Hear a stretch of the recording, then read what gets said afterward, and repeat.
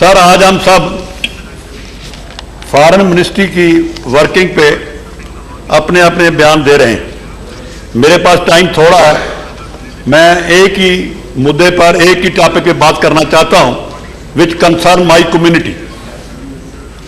Sir, सबको पता है कि इस वक्त हिंदुस्तान से बाहर अगर कोई इंडियन रिकग्नाइज होता है तो हम फ्लैग बेरर हैं इंडिया के।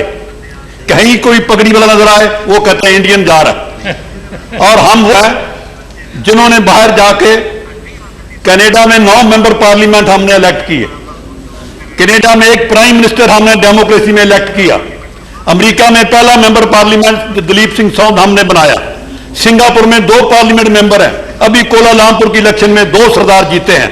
लेकिन भारत सरकार की एमईए हमारे से कैसे बिताव करती है। सर, 1984 में ब्लू स्टार हुआ था, लेकिन आज एक ब्लैक लिस्ट कायम है भारत सरकार की, जो वो सिखों ने जिन्होंने उस वक्त 84 में डिमॉन्स्ट्रेशन किए वो इंडिया नहीं आ सकते।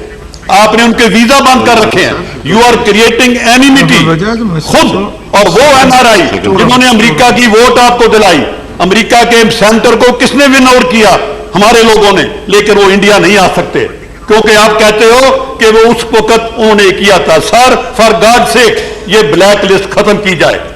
Every Sikh should be allowed to visit golden temple. हम रोज अरदास करते हैं कि मरने से पहले गोल्डन टेम्पल जाएं, लेकिन आप उनको अलाउ नहीं करते। अभी एक तरफ टूरिज्म कहते हो, एक तरफ कहते हो वर्ल्ड एक है, लेकिन उनको अलाउ क्यों नहीं करते? सेकंड सर, एक बड़ी अजीब सी बात है, इस वक्त कनाडा एक मुल्क है जहां सबसे ज्यादा इंडियन रहते हैं, लेकिन कोई प्राइम मिनिस्टर इंडिया नहीं गया। हमें यह पॉलिसी समझ नहीं आई कि इंडियन प्राइम मिनिस्टर कनाडा क्यों नहीं जाता, और वहां से रिक्वेस्ट करती है क्यों नहीं जाते। सेकेंडली सर, हम बहुत फंक्शन करते हैं। अभी in the parliament of Canada Baisakhi मनाई गई, इंडियन एम्बेसडर नहीं जाता। हम हर जगह फंक्शन करते हैं, लेकिन इंडियन एम्बेसडर हमारे फंक्शनों में नहीं आते। इंडियन एम्बेसी पता नहीं समझ क्या है, हेट करती है। Not only us, even ordinary NRI are not being supported. Sir, इस पॉलिसी को बदलो। जो लोग बाहर बैठे हैं वो इंडिया के लिए बैठे हैं, लेकिन इंडियन एम्बेसी वहां उनकी कोई मदद नहीं करते। सर, अभी एक नई बात मैं बताना चाहता हूं कि बहुत लोग इंडिया के, एवरीवन इज अवेयर कि इलीगल इंडिया से बाहर गए। अब इलीगल वर्ड हमारे लिए अच्छा नहीं है। इंडिया गवर्नमेंट कहती है हम उनको क्यों ट्रीट करें, लेकिन फैक्ट यह है कि लाखों लोग इंडिया से बाहर बैठे हैं, उनको पासपोर्ट नहीं है।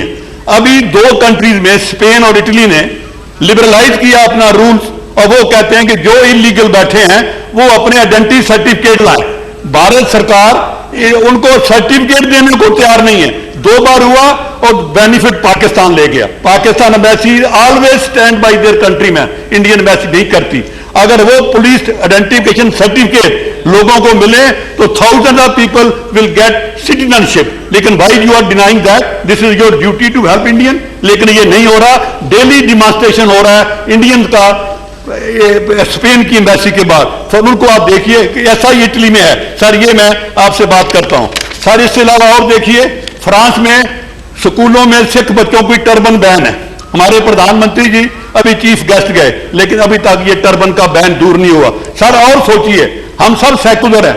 मिडिल ईस्ट में सिख टेंपल नहीं बन सकता, सिर्फ अब अलाउ हुआ है दुबई में एक, और एक ईरान में पहला है। बाकी कंट्रीज को हम ये नहीं मना सके कि वहां हिंदू और सिख टेंपल बने। इसके लिए एमईए कभी कोई करना नहीं चाहती, और वहां लाखों लोग हमारे रहते हैं। सर, इससे आगे जाइए, अभी पाकिस्तान में क्या हुआ? स्वेत वैली का झगड़ा हुआ।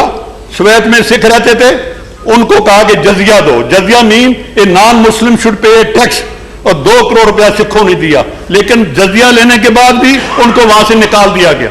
अब पिछले 3 महीने से सिख रिफ्यूजी बन के एक गुरुद्वारे में रह रहे हैं। अभी तक भारत सरकार का, क्योंकि मैंने रिटर्न सवाल लिया, उसका जवाब मिला, not a single officer of MEA has gone to the gurdwara to meet those refugees. आप श्रीलंका को जो जाते हैं, ठीक है, हम उसको वेलकम करते हैं, लेकिन जब सिखों का इश्यू होता है तो आप चुप हो जाते हैं। Why you are not helping those Sikh who are here in Pakistan, जिनको जजिया भी और लग गया, घर से भी बाहर चले गए। सर, अभी 2 मिनट लूंगा और ज्यादा नहीं।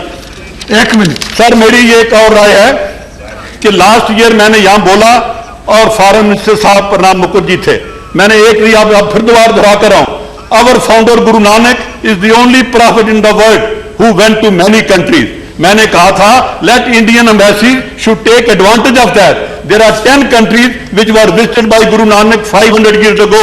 Why don't you celebrate those days in those countries? That will create goodwill for India, and also by that you invite others. The foreign minister promised here, 1 साल हो गया, nothing has happened, आपने उस बात को नहीं किया।